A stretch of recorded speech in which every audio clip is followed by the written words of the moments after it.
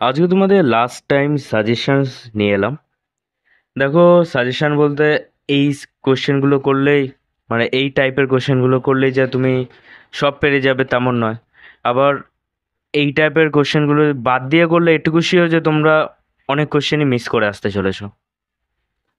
কারণ আমি কেন এরকম বললাম, কারণ দেখো, আমি এই লিস্টে কিন্তু অনেক কটাই কোশ্চেন টাইপ নিয়ে এসেছি। মানে কোশ্চেন নেই, কোনো টপিক আছে, অনেক কটাই টপিক নিয়ে এসেছি। আজকে কোনো কোশ্চেন আলোচনা করব না, ডিসকাস করব না, কারণ কোশ্চেন ডিসকাস অনেক হয়েছে আর পরবর্তীতে হবে। কিন্তু আজকে আমার মনে হয় পরীক্ষা যেহেতু এসে গেছে, তোমাদের সাজেশনটার প্রয়োজন ছিল, তাই জন্য আজকে শুধু সাজেশনটা নিয়ে এলাম। আর আগের দিনে ওই কোশ্চেনটা অনেকে লিখেছিলে যে অপশন সি হবে, তার ঠিকই লিখেছিলে। কারণ ওখানে 9-এর জায়গায় 5 আর 5-এর জায়গায় 9 আছে, আমি খেয়াল করিনি। পরীক্ষা হলে তোমাদের অনেকের এই ধরনের ভুল হতে পারে, ঠিক আছে? অনেকের হতে পারে কি, পুরো ফর্মুলাটা এক আছে, ছোট্ট একটুখানি চেঞ্জ আছে, তাড়াহুড়োতে তো খেয়ালই করলে না, আর ওটাই আনসার করে এলে, আনসার তো ভুল হয়ে গেল, আর বাকিগুলো চেকই করলে না। তো এরকম হতে পারে, তোমাদের এটা খেয়াল রাখতে হবে। দেখলে তো আমারই ভুল হলো, এরকম হতেই পারে, তোমাদের এটা খেয়াল রাখতে হবে যাতে পরীক্ষার হলে না হয়, ঠিক আছে? তো দেখো, ফার্স্ট, তো এখানে পরপর তোমাদের সামনে লিস্টগুলো আসবে, দেখতে থাকো। তোমাদের দেখে হয়তো মনে হবে যে অনেক আছে, কিন্তু এগুলো করতে হবে, কিছু করার নেই, এগুলো করতে হবে। ফিজিক্যাল সায়েন্স পার্ট থেকে অন্তত এই কোশ্চেনগুলো যদি তোমরা করো, মানে এই টপিকগুলো থেকে কোশ্চেনও যদি প্র্যাকটিস না করো, শুধু চোখে দেখে নাও, কনসেপ্টগুলো দেখে নাও আর ফর্মুলাগুলো দেখে নাও, বা কোশ্চেন এই টপিক থেকে যেসব কোশ্চেনগুলো আসে, যেখানে যেখানে ম্যাথমেটিক্যাল টার্ম লেখা আছে, মানে আমি এই লিস্টটা লিখে এনেছি, সেগুলোতে তোমরা বই থেকে বা যেখান থেকে হোক, চ্যাট জিপিটি আছে এখন, আরও সুবিধা, গুগল আছে, যে কোন থেকে তোমরা কোশ্চেন টাইপগুলো দেখে নাও, ম্যাথমেটিক্যাল টার্মসগুলো, কোশ্চেনগুলো কীরকম আসে, কীরকমভাবে অ্যাপ্রোচ করতে হয়, সলভ করতে হয়। খাতায় করার টাইম না থাকলেও অত, শুধু দেখে নিলেও কিন্তু তোমাদের অনেকটা পেরিয়ে যাওয়ার কথা পরীক্ষায়, ঠিক আছে? ফার্স্টে দেখো, যেটা হচ্ছে ফার্স্টে হচ্ছে মোশনের গ্রাফ অ্যানালাইসিস। মোশনের গ্রাফ অ্যানালাইসিস মোশনের গ্রাফ অ্যানালাইসিস তোমাদের কিন্তু অনেক পড়িয়ে দিয়েছি আমি। আর প্রিভিয়াস ইয়ার কোয়েশ্চেন সলভিংতেও করিয়েছি, চ্যাপ্টার মানে টপিক ওয়াইজ যখন পড়াচ্ছিলাম তখনও আমি ভিডিওতে বলেছি মোশনের গ্রাফ অ্যানালাইসিস কতটা ইম্পর্টেন্ট আর কতটা দরকার। প্রিভিয়াস ইয়ার কোয়েশ্চেনগুলো তোমরা দেখতে পারো, প্রত্যেক বছরই প্রায় একটার বা দুটো করে ডায়াগ্রাম বেসড বা মোশন বা ওই গ্রাফ অ্যানালাইসিস এরকম কোয়েশ্চেন থাকে, ঠিক আছে? গ্রাফ অ্যানালাইসিস যারা মক সিরিজটায় আমাদের যোগ দিয়েছিলে, দেখবে প্রত্যেকটা মানে 12টা মক টেস্ট নেওয়া হয়েছে তোমাদের। মক টেস্ট তো নামেই, কিন্তু আমাদের মেন টার্গেট ছিল তোমাদের প্র্যাকটিস করানো, যত বেশি করে রেডি করা। তো প্রত্যেকটা কোয়েশ্চেন সেটেতেই তোমরা দেখতে পেয়েছো, মক সেটেতেই গ্রাফ একটা না বা দুটো থাকবেই, সব মোশন থেকে থাকুক বা অন্য জায়গা থেকে থাকুক, মোশানেরগুলো বেশি ইম্পর্টেন্ট।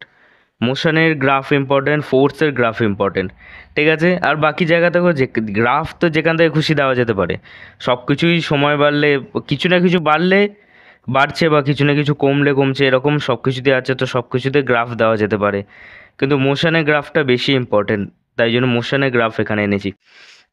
মোশন অফ ইকুয়েশন, মোশনের ইকুয়েশন যেগুলো আছে তোমাদের ক্লাস 9-এর বইতে দেখবে, মানে S equal to U T plus half A T square, এই ধরনের জিনিসগুলো, এইগুলো তোমাদের ভালো করে রেডি করতে হবে। প্রত্যেকটা মোশনের ইকুয়েশন যেন তোমাদের একবারে কণ্ঠস্থ হয়ে থাকে, পরীক্ষা হলে যেন দুবার ভাবতে না হয়, ঝটঝট হাতে চলে আসার উচিত, ঠিক আছে? স্ট্যাটিক চার্জ লিস্ট তোমাদের ক্লাস 8-এর বইতে দেখবে একটা আছে, একটা লিস্ট আছে, 8-এ আছে, আবার তারপর 12-এ আছে, একটা লিস্ট আছে।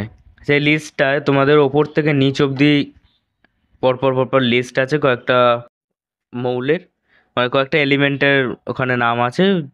তো তোমাদের ওই এলিমেন্টগুলোর মধ্যে পরস্পর দুটো এলিমেন্টকে যদি পরস্পরে ফ্রিকশন করা হয়, তো ঘষা হয় একে অপরের সাথে, তাহলে কার মধ্যে পজিটিভ চার্জ হবে কার মধ্যে নেগেটিভ, ওইটা ওখানে ডিটেলসে ভালোভাবে বোঝানো আছে। তো ওই পার্টটা ভালো করে পড়বে, ওখান থেকে কিন্তু কোশ্চেন আসতে চলেছে, গ্যারেন্টি দিচ্ছি না, কিন্তু কোশ্চেন আসতে পারে, প্রবাবিলিটি যত সম্ভব আমার ক্যালকুলেশন আসতে পারে, কোশ্চেন চান্স আছে, তাই জন্য রেডি হয়ে থাকবে। অ্যাসিড বেস রিয়াকশন তোমাদের ক্লাস 9-এর বইতে যেগুলো আছে, ক্লাস 9-এর অ্যাসিড ক্ষার যে চ্যাপ্টারটা আছে, অ্যাসিড ক্ষার লবণ, ওই চ্যাপ্টারটা তোমরা দেখতে পারবে যে অনেক কটা রিয়াকশন আছে অ্যাসিড ক্ষারের। ওই রিয়াকশনগুলো তোমাদের সব না হোক, পুরোপুরি হুবহু না হোক, কারণ হুবহু তোমাদের তো লিখতে দেবে না, একটু দেখে রাখবে যাতে পরীক্ষার হলে চট করে মাথায় এসে যায় আর বুঝতে পারো যে এর আনসার কি হতে পারে। ঠিক আছে? তারপরে এ রিলেটেড আরেকটা জিনিস আছে, সেটা হলো ব্যালেন্সিং। ব্যালেন্সিংটাও তোমাদের রিয়াকশনের ক্ষেত্রে তো খুব ইম্পর্টেন্ট জিনিস। ব্যালেন্সিংটা তোমাদের ভালো করে রেডি করে রাখতে হবে। ঠিক আছে? আর তারপরে যোজ্যতা, যোজ্যতা ক্যালকুলেশন তোমাদের অনেক করিয়েছি কিন্তু। এগুলো আমি কেমিস্ট্রি পার্ট বলছি, যে ইকুয়েশনের মধ্যে থেকে এই ধরনের জিনিস দিতে পারে। যোজ্যতা ক্যালকুলেশন বা কার জারণ, মানে একটা ইকুয়েশন দিয়ে দিল, বললো যে এর মধ্যে কার জারণ হয়েছে কার বিজারণ। তোমাদের এই জিনিস আমি কিন্তু করিয়ে দিয়েছি অনেক, ভুল হওয়ার কথা নয়। তো এইগুলো ভালো করে দেখে রাখবে।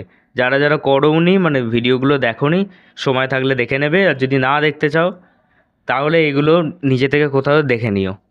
ঠিক আছে? এই টপিকগুলো। তারপরে ফোর্সের ইউনিট আর ম্যাথমেটিক্যাল কোয়েশ্চেন।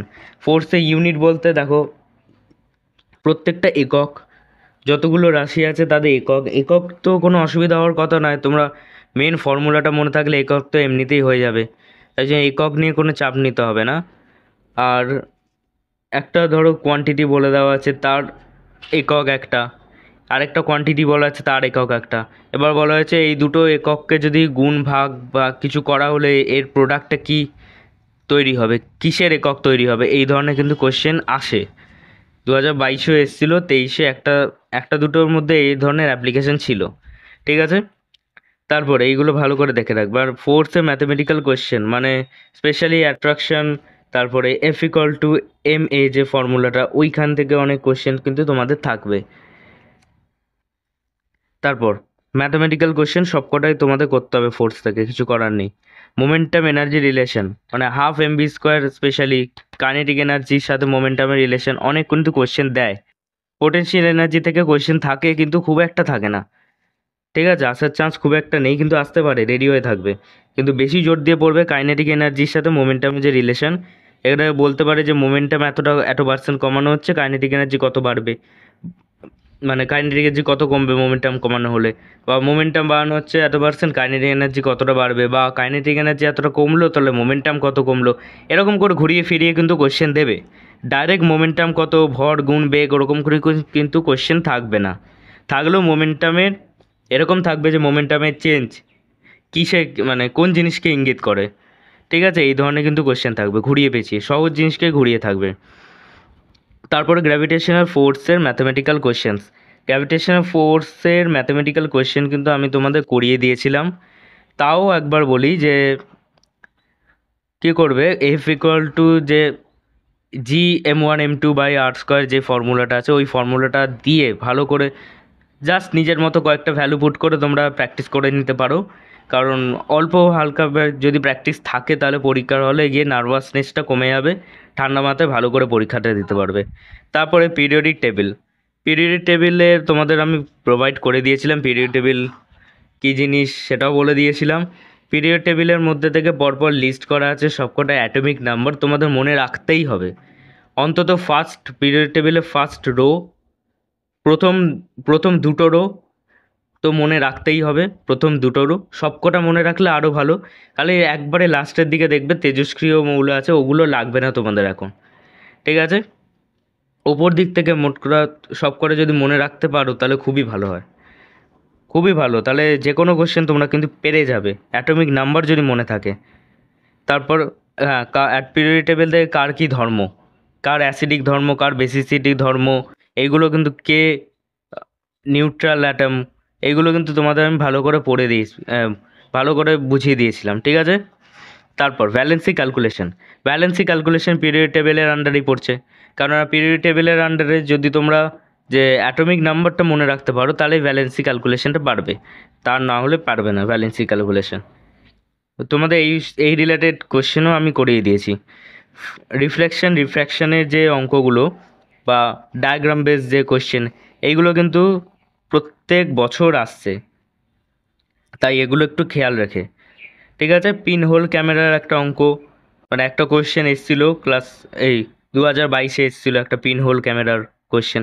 তো এইটা তোমাদের ভালো করে খেয়াল রাখতে হবে। লেন্স মিরর, বেশি ডেপথে যাওয়ার দরকার নেই, এই প্রত্যেকটা ইউজ জাস্ট পড়বে, এমনভাবে প্র্যাকটিস করে যাতে রিফ্লেকশন বা রিফ্র্যাকশনে যে কোনো অঙ্ক যদি তোমাদের দেয়, অঙ্ক কি আছে তোমাদের খুব একটা, তো রিফ্লেকশানে ধরো এরকম অঙ্ক দিতে পারে I=R, ওখান থেকেই অঙ্ক দেবে। আর রিফ্র্যাকশানে sin I/sin R, এছাড়া আর কি দেবে? আর তো কিছু দিতে পারবে না এমসিকিউতে।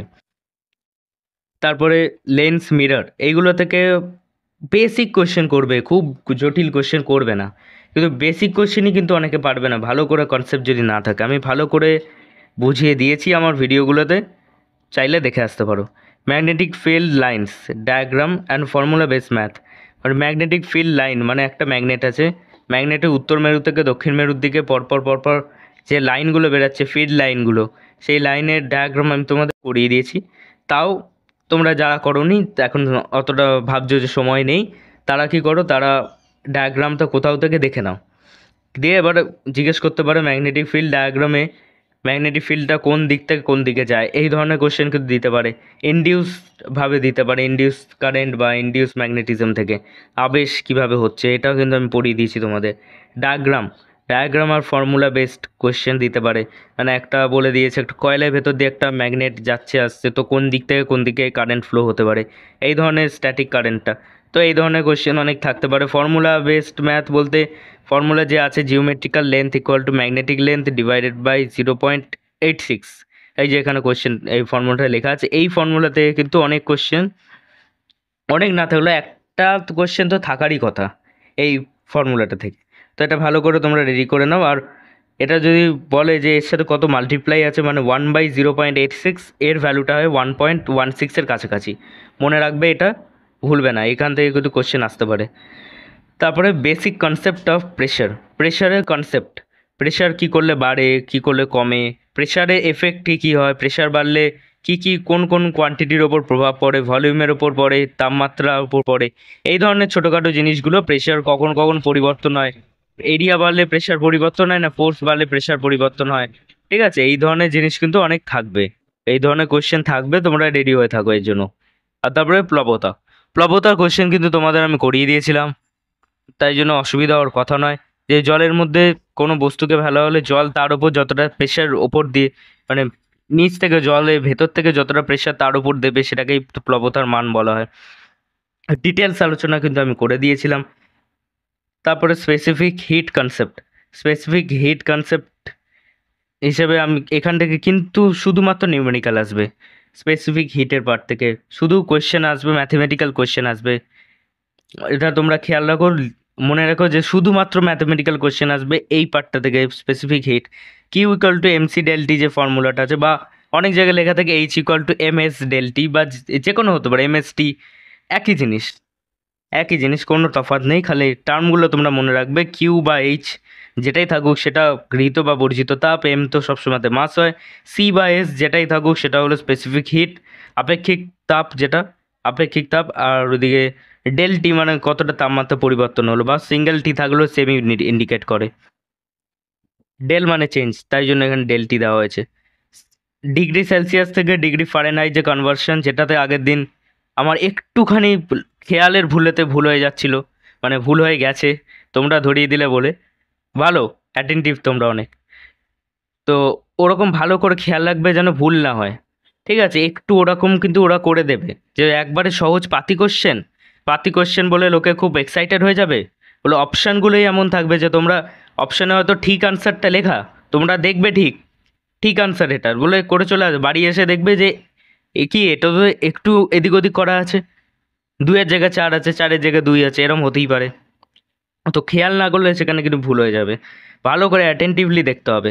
আর এমনি নিউমেরিক্যাল টুকটাক দিতে পারে কনভার্সনটা, এফ ওই C/5 = F - 32/9, ওই ফর্মুলাটা দিয়ে এটা থাকতে পারে, কোশ্চেন দিতেই পারে।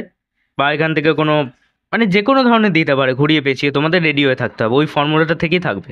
আর এদিকে ব্যালেন্সিং তো বলেই দিলাম, ঠিক আছে? এই কটা টাইপ থেকে তোমাদের কোয়েশ্চেন থাকবে ফিজিক্যাল সায়েন্স পার্টটায়, তোমাদের আমি বলে দিলাম কীভাবে কীভাবে রেডি হবে। যদি এই টপিকগুলো তোমরা করো, বাকি অন্য যেগুলো পারবে না হাত দেবে না, ছোঁবে না কিন্তু, বারবার বলে দিচ্ছি, ছুলে কিন্তু ভুল হলে একবারে যদি কনফিডেন্স না হও, একবারে আমি ঠিক এটা কনফিডেন্ট নিজের ওপর, ছোঁবে না যতক্ষণ না কনফিডেন্ট হচ্ছ। একবারে কনফিডেন্ট হলে তবেই ছোঁবে, কেননা নেগেটিভ মার্কিং আছে।